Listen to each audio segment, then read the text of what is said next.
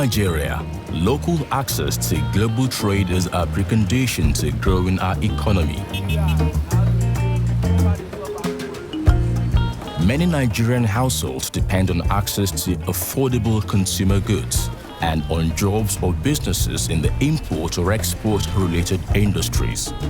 But in trade and commerce, everything depends on logistics, especially the port infrastructure. In Lagos, the Apapa Container Terminal has grown to become one of Africa's largest and most efficient gates to global trade.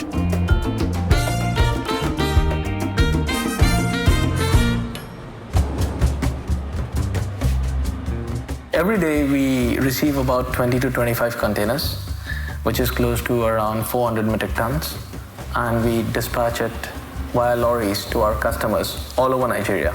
Shivlila Polymers is the importers of plastic raw materials. We import plastic raw materials from all over the world. Tomek Global Services as a company has been into importation of gypsum or POP cement in Nigeria for 11 years. We are in the distribution business. In distribution, efficiency is the key.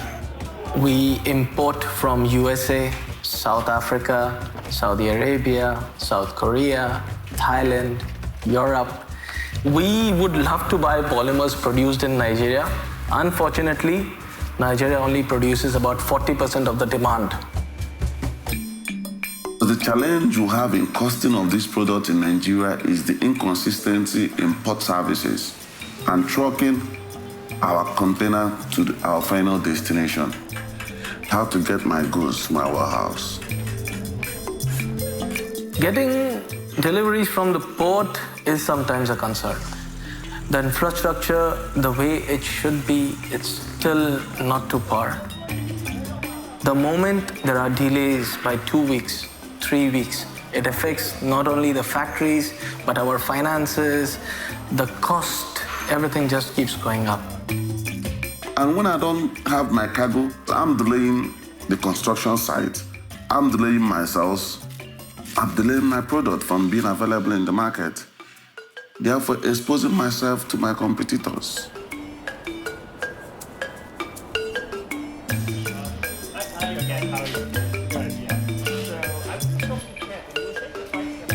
Many of our customers are actually dependent on us to import raw materials for them. If there is a delay which is significant to more than 30 days plus or something, customers might actually run out of stocks. And because of that, you would have closures of factories and they are not able to produce, and the people who they have employed are kind of jobless. People are always coming to me because I'm consistent in my quality. But my price is no longer consistent because of the challenges I'm having from clearing my goods from the port. In the port today, vessel parting and vessel discharging is no longer an issue. There has been a lot of improvement on it. The major issue is the land logistics, getting these containers out of the port. Every country has to do with trade, and trade is quite strategic in any nation's economy. Now, the problem we have in our country has to do with the issue of declaration for customs purpose. So, picking all these containers on the road, blocking the access road within the city, even on the federal highways and all that. So we need to get more closer to solving problems and make business to flow. Up until 10 years ago, vessels would wait up to 30 days to berth at the port. It took days to offload and load the vessel. Thousands of squatters lived inside the port.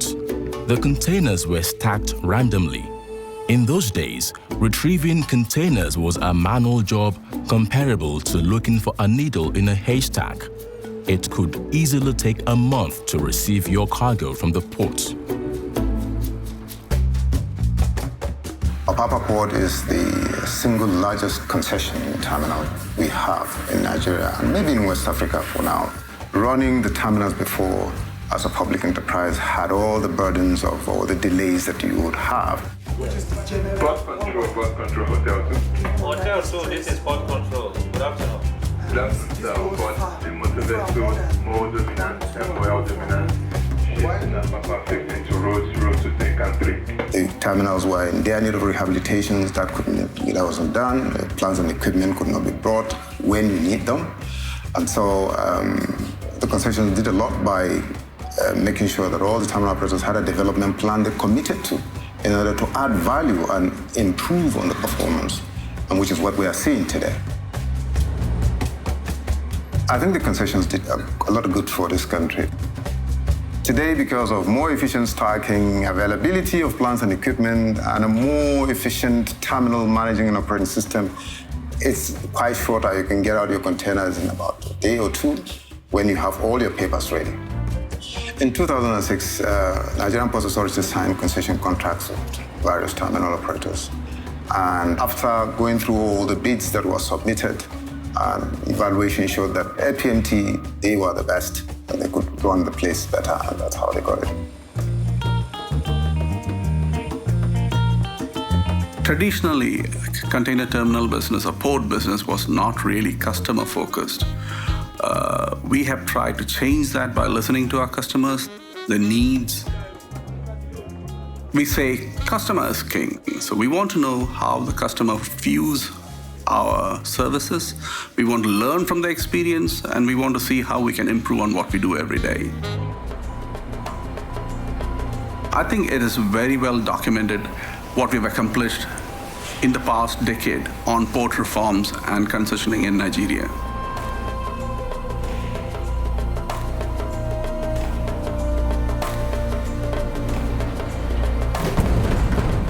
The decision by the federal government to concession the ports to private operators 12 years back has been a laudable one.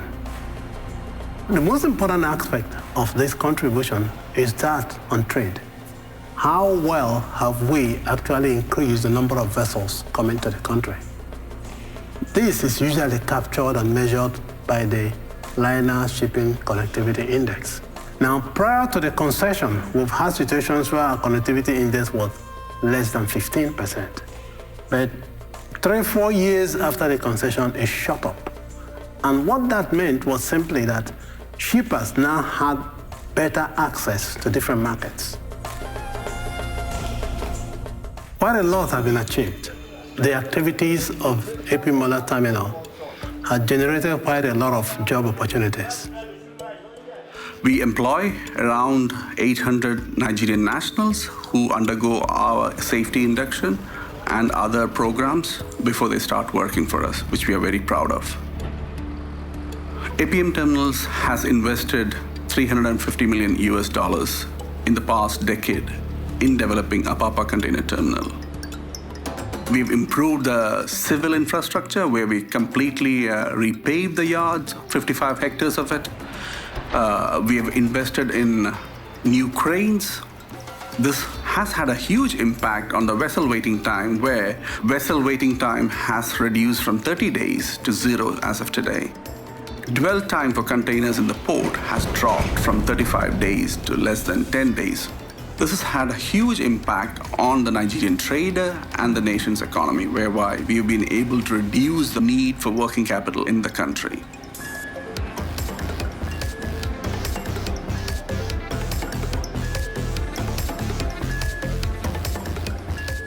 At the end of 2017, we had remitted close to $1 billion to the Nigerian government in fees and taxes.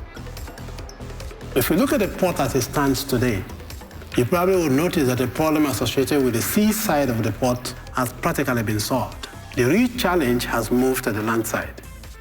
And it is in this area that you will need to really work with private partners and private organizations to try and get the land side going pretty well. Else, you will lose the benefits you've already acquired from the seaside. In terms of infrastructure, time is money. Access into the port, we can't continue to talk about that. One should expect that access into Apapa and Tinkan Island port should be about 8 lanes.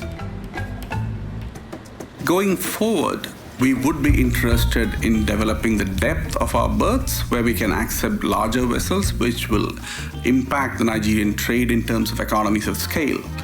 This will reduce the cost of doing business in Nigeria. We are also interested in debottlenecking the logistics chain in Nigeria outside our port footprint.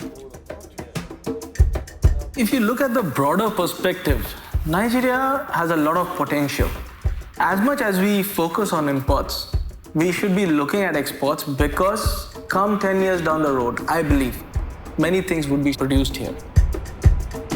So economy will grow, but how fast we want the economy to grow is based on that infrastructure. There are so many places the food is coming on the table. But the most important thing is the passion, which has really helped one to build integrity on what he's doing, is the greatest of all.